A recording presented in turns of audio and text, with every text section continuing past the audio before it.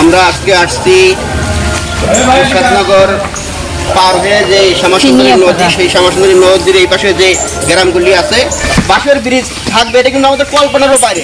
যদি আমি এখানে ঘুরতে না আসতাম তাহলে তো আমার চোখে হয়তো পড়তেও না যে রংপুরের মানুষ এত দুর্ভোগে আছে। হলো অন্তত এই কাঠের ব্রিজটা আপনারা ঠিক করে দিবেন, এই আশা ব্যক্ত করে সবাই আসছে।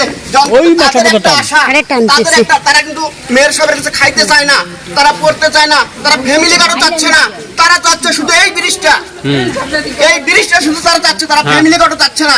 তাদের সরকারি কোনো অনুদান লাগবে না, আপনি দয়া করে শুধু এই ব্রিজটা করে দিবেন, যাতে করে তারা প্রতিদিন যে তাদের ইনকাম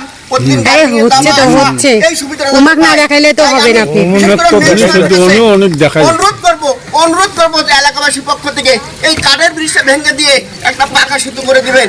এই বলে আমি বিদায় নিচ্ছি। সবাই ভালো থাকেন। আসসালামু আলাইকুম। আবার দেখা হবে কোনো দিন কোনো এক জায়গায়। সবাই ভিডিওটা শেয়ার দিবেন, দ্রুত শেয়ার দিবেন। বড় রংপুর ওয়ান মিডিয়া।